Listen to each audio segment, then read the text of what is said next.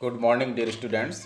Third year के first paper में हम ब्लड को पढ़ रहे थे और उसमें हमने पहले वाला जो इससे पहले वाला वीडियो था उसमें हमने ABO ब्लड ग्रुप पढ़ा था। इस वीडियो में हम RH फैक्टर या RH ब्लड ग्रुप के बारे में पढ़ेंगे। इससे पहले वाले वीडियो में मैंने बता दिया था कि कोई छोटे मोटे 100 से अधिक प्रकार के ब्लड ग्रुप हैं और उनमें से 2 ऐसे ब्लड ग्रुप हैं जिनका चिकित्सकीय दृष्टि से क्लिनिकली बहुत ज़्यादा महत्व है।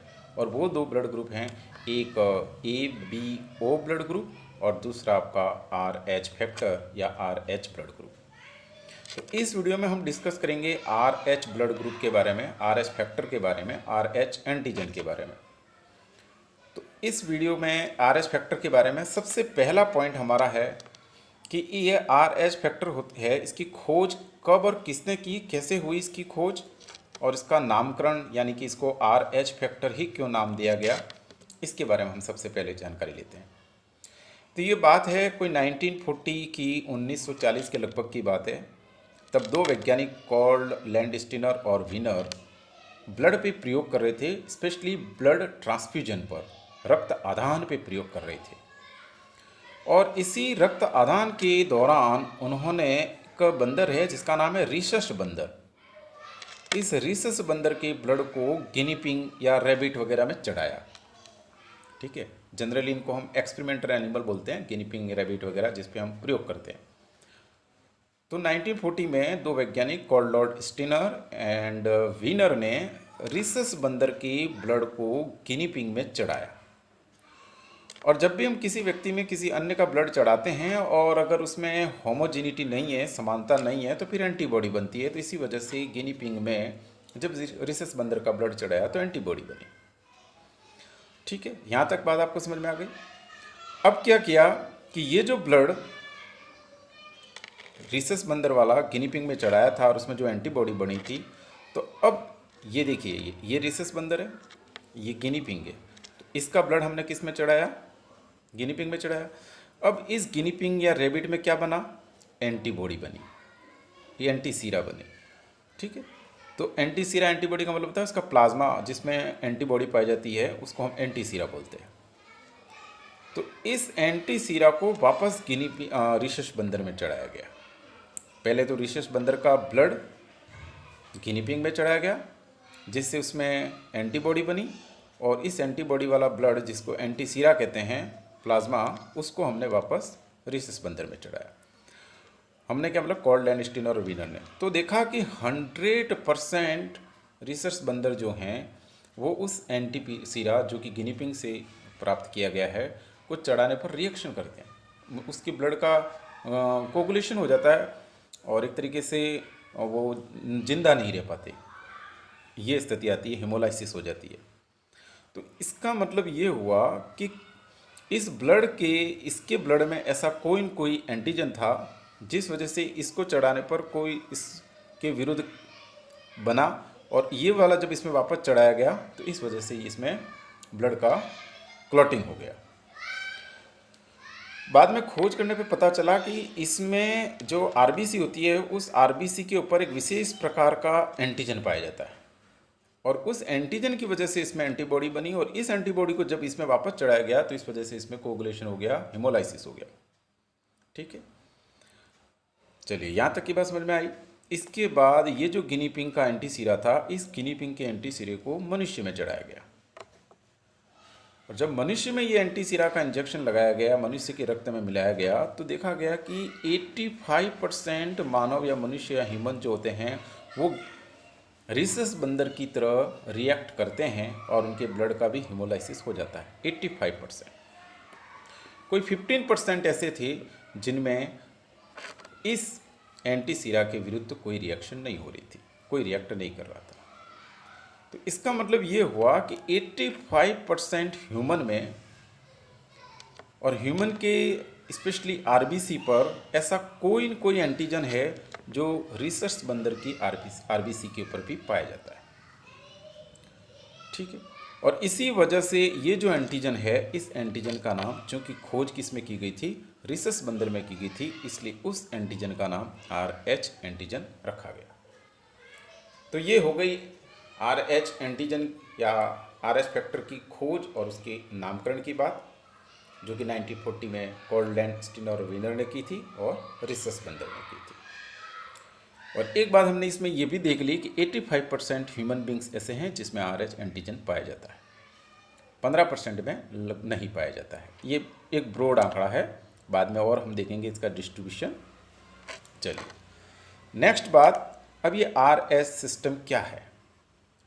तो देखिए, जैसे हमने पहले वाले वीडियो में ABO ब्लड ग्रुप पढ़ा था, तो उसमें हमने देखा था कि 2 प्रकार के एंटीजन थे, एक एंटीजन A और दूसरा एंटीजन B। ठीक है, लेकिन ये जो RH सिस्टम है, इसमें 2 से भी अधिक प्रकार के एंटीजन हैं, लगभग 15 से अधिक प्रकार के एंटीजन। इसलिए हम जनरली RH एंटीजन नहीं बोलते, हम जनरली RH फैक्टर बोलते हैं।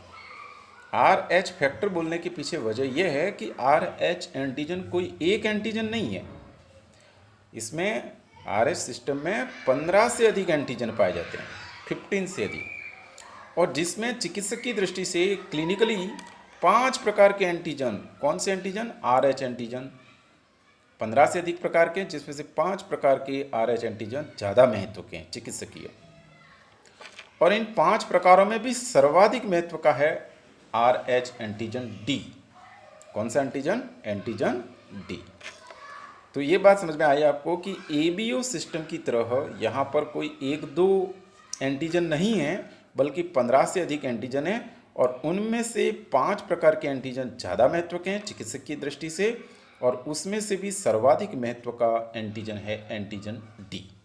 ठीक है, तो 5 प्रकार के कौन कौन से एंटीजन है जो ज़्यादा चिकित्सक की दृष्टि से महत्व है? उसमें एंटीजन D, एंटीजन C यानी कैपिटल C स्मॉल c, और एंटीजन E यानी कैपिटल E स्मॉल e। तो ये आपने RS सिस्टम में देखा कि 5 प्रकार के एंटीजन हैं, जिसमें से D सर्वाधिक महत्वपूर्ण है। अब हम देखते हैं कि ये जो 5 प्रकार के एंटीजन हैं वो RBC पे किस तरीके से होते हैं, इनका पूरा क्या व्यवस्था है, इसको हम देखते हैं। 5 very important RH antigen on RBC पे इनका कैसे क्या सिस्टम है। तो जैसे कि आपको इस साइड में दिख रहा होगा, ये एक RBC का चित्र बना रखा है मैंने, ये RBC है। ओके, इस RBC के ऊपर ये इस तरीके से एक फोल्ड बनाया है इधर, और एक फोल्ड बनाया है इधर, 2 लूप बना रखे हैं मैंने, दिख रहे क्या? तो RBC की ये जो मेम्ब्रेन है, इस मेम्ब्रेन के ऊपर ऐसे 2 लूप्स हैं, ऐसे पूरे लूप्स इसके पूरी मेम्ब्रेन के ऊपर हैं, ऐसे ऐसे कई सारे लूप्स हैं, जिसमें से 2 चित्र में दिखाए हैं RBC की मेम्ब्रेन के ऊपर। ये जो लूप्स हैं, ये लूप्स प्रोटीन के बने हुए हैं। किसके बने हुए हैं? ये प्रोटीन के बने हुए हैं। ठीक है, इसलिए इनको बोलते हैं RH एंटीजन प्रोटीन। ये लूप जो होते हैं, लगभग RBC की जो प्लाज्मा मेम्ब्रेन होती है उसके ऊपर 12 टाइम फोल्डेड होते हैं। जैसे आप देखोगे, ऊपर से 6, नीचे से 6 आप गिन सकते हो। ठीक है, तो ये 12 पास मेम्ब्रेन होते हैं, और एक तरीके से RBC की मेम्ब्रेन के इंटीग्रल प्रोटीन है, RBC की मेम्ब्रेन के फंडामेंटल प्रोटीन है। ठीक है, हम क्या देख रहे हैं? RH एंटीजन के जो मेन 5 प्रकार हैं, उनकी RBC पर क्या व्यवस्था है उसको देख रहे हैं। इसमें हमने देखा कि RBC की मेम्ब्रेन के ऊपर 12 time folded fundamental plasma membrane integral protein पाए जाते हैं। और ये जो प्रोटीन होते हैं, इन प्रोटीन का एक स्पेशल अमीनो एसिड का सीक्वेंस, जिसे एपिटॉप्स बोलते हैं, जो एंटीजन डिटरमाइनिंग मतलब होता है, जिसको एपिटॉप्स बोलते हैं। जैसे कि इस पे मैंने बना रखा है, ये देखिए, ये इस पे ये तो ये जो एपिटॉप्स हैं, ये एंटीजन होते हैं। जैसे कि यहाँ पर हमको दिखाई दे रहा है, ये वाला एंटीजन है एंटीजन D, ये एंटीजन आपका CC, और ये एंटीजन E। तो इस तरीके से हमने सीखा कि ये जो 5 प्रकार के वेरी इंपॉर्टेंट RH एंटीजन होते हैं, वो RBC की मेम्ब्रेन पे होते हैं और प्रोटीन के बने होते हैं। सर्वाधिक महत्वपूर्ण पॉइंट ये है कि ये एंटीजन प्रोटीन के बने होते हैं, क्योंकि ABO ब्लड ग्रुप में हमने देखा था, वो एंटीजन जो थे वो प्रोटीन के नहीं थे, वो कार्बोहाइड्रेट के बने हुए थे। ये सबसे इम्पोर्टेंट चीज़ है। ठीक है, तो ये जो 5 प्रकार के एंटीजन हैं, इनका निर्माण अगर हम जेनेटिकली देखें तो 3 जोड़े एलील जीन के द्वारा होता है, जो कि गुणसूत्र नंबर 9 पर स्थित होते हैं। ठीक, तो आपको समझ में आ गई बात कि भाई आरबीसी है, आरबीसी के ऊपर मेम्ब्रेन है, मेम्ब्रेन के अंदर इस तरीके से इंटीग्रल प्रोटीन है, और इस प्रोटीन का स्पेशल अमीनो एसिड का जो सीक्वेंस होता है वो एंटीजन बनाता है। कोई सीक्वेंस एंटीजन डी बनाता है, कोई एंटीजन सी बनाता है, कोई एंटीजन ई बनाता है। कुल मिलाकर के ये RH एंटीजन जो होते हैं वो प्रोटीन के बने हुए होते हैं, जबकि हम जानते हैं ABO ब्लड ग्रुप के जो एंटीजन होते हैं वो कार्बोहाइड्रेट के बने होते हैं। अब ये जो एंटीजन है, इसकी जेनेटिक्स को समझने के लिए, इसकी वंशागति को समझने के लिए कि किस में कौन से प्रकार का RH एंटीजन बनेगा, इन 5 प्रकारों की बात कर रहे हैं। 15 में से कोई 5 महत्वपूर्ण थे, इन 5 में से भी कौन सा प्रकार का आरबीसी पर एंटीजन बनेगा, ज़्यादा मात्रा में बनेगा या कौन सा बनेगा। इसके लिए एक थ्योरी आती है जिसको बोलते हैं फिशर-रैस थ्योरी।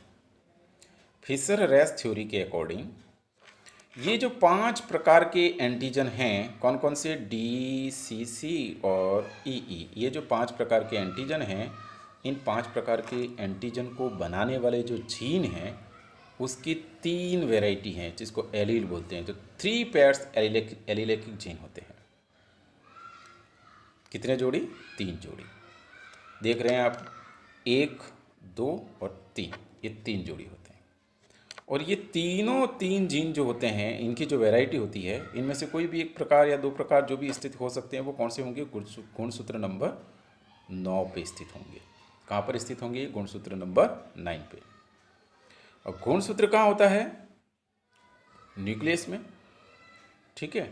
और हम जानते हैं कि जो मैच्योर आरबीसी होती है उसमें न्यूक्लियस नहीं होता। तो इसलिए ये जो कुछ भी मैकेनिज्म है, कौन सा एंटीजन बनेगा नहीं बनेगा, वो सारा आरबीसी की जो पूर्ववर्ती रूप है, जिसे प्रिक्योर्सर बोलते हैं, इरिथ्रोब्लास्ट, इरिथ्रोसाइट्स, इरिथ्रोब्लास्ट वाली जो स्टेज होती है उसमें तय हो जाता है, ठीक है।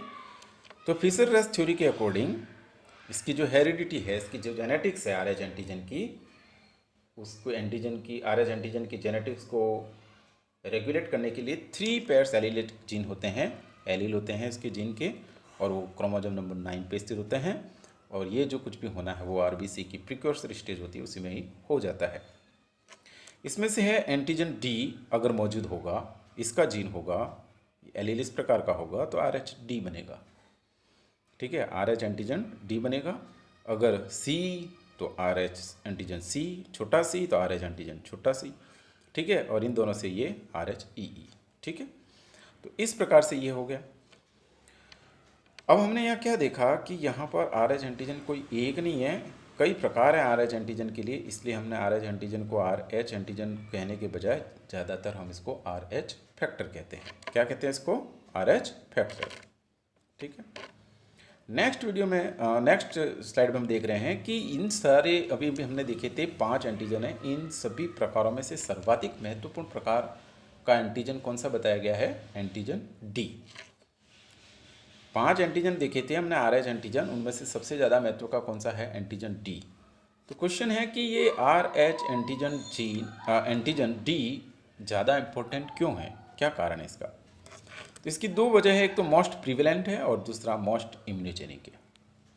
इम्यूनोजेनिक का मतलब होता है कि अगर कोई व्यक्ति जिसके ब्लड में RH एंटीजन D नहीं है, यानी D नेगेटिव है, अगर उसको किसी ऐसे व्यक्ति का रक्त चढ़ा दिया जाए जिसके ब्लड में RH-D है, यानी RH-D एंटीजन पॉजिटिव है, तो RH पॉजिटिव का ब्लड अगर RH नेगेटिव को चढ़ाया जाता है तो उसकी बॉडी में एंटीबॉडी बनेगी, यानी एक तीव्र प्रतिक्रिया, एक इंस्टेंट रिएक्शन करेगा वो, और इससे एंटीबॉडी बनाएगा और हीमोलाइसिस हो जाएगा इसके ब्लड का, इसका कोगुलेशन हो जाएगा, ठीक है। यानी एक तरीके से ये जो एंटीजन D है वो बहुत ज़्यादा मोस्ट इम्यूनोजेनिक है, एंटीजन से एंटीबॉडी बना रहा है। एंटीजन से एंटीबॉडी बनना ही इम्यूनोजेनिक एक प्रतिरक्षी क्रिया है, तो ये ज़्यादा प्रतिरक्षी क्रिया प्रदर्शित कर रहा है।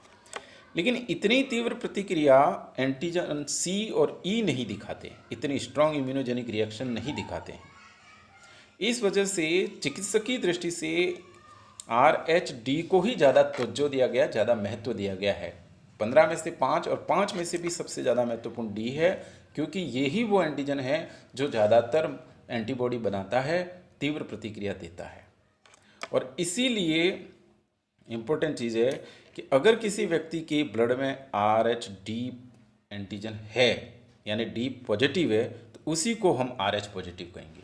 यानी अगर किसी व्यक्ति को चिकित्सकीय दृष्टि से RH पॉजिटिव कहा गया है, इसका अर्थ ये हुआ कि उसकी बॉडी में डी पॉजिटिव है, डी है।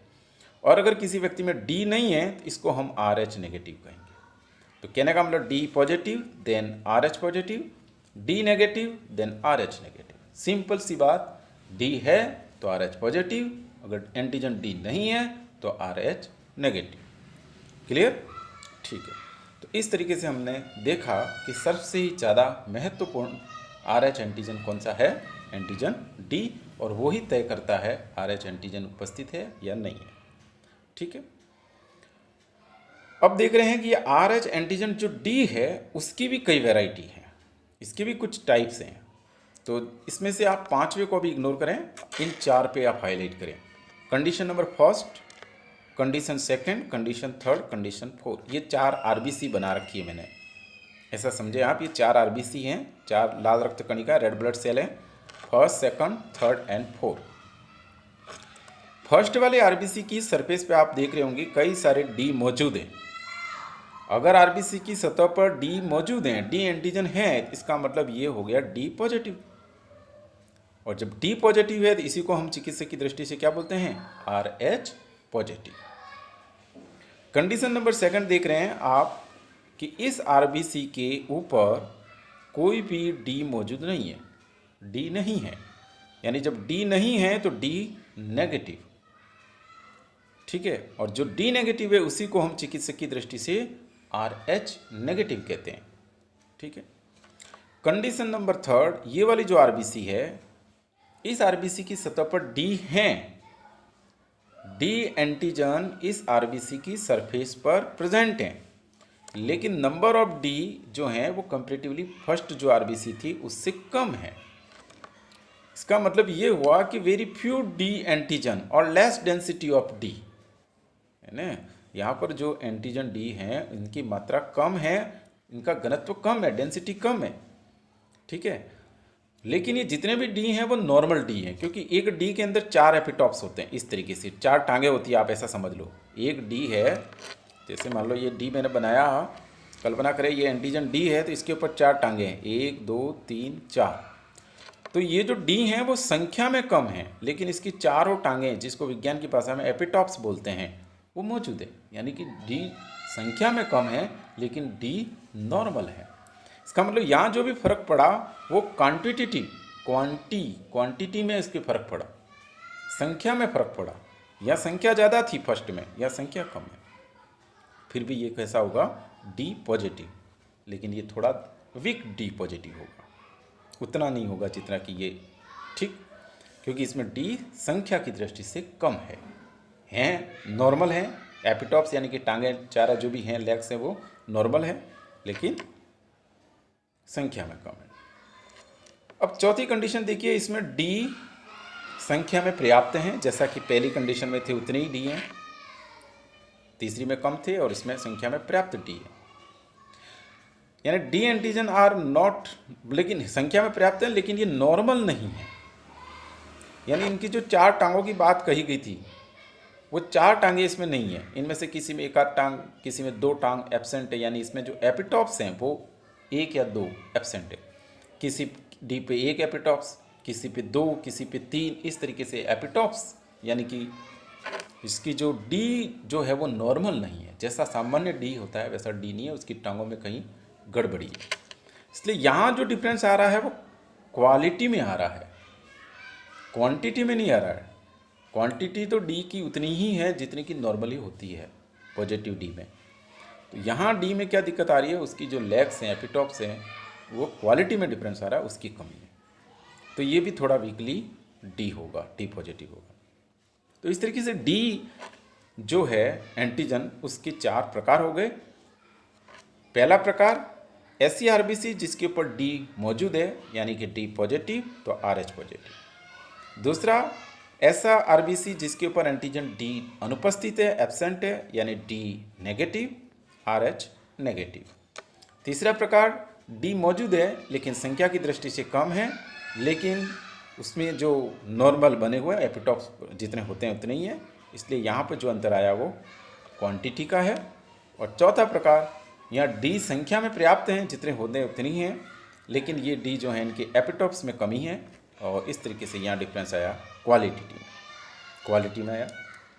अब ये जो पांचवा मैंने लिख रखा है वो मैंने ऐसे लिख रखा है कि अगर किसी आरबीसी पर एंटीजन डी भी नहीं है, जैसे कि ये वाली आरबीसी है, इस पर एंटीजन डी नहीं है, एंटीजन ई भी नहीं है, एंटीजन कैपिटल ई भी नहीं है, एंटीजन सी भी नहीं है, कोई भी एंटीजन आर एच वाला नहीं है, तो फिर क्या होगा, तो इसको हम बोलेंगे आर एच नल, यानी कोई एंटीजन नहीं है, नो डी, नो सी, नो ई, नो सी, कोई भी नहीं।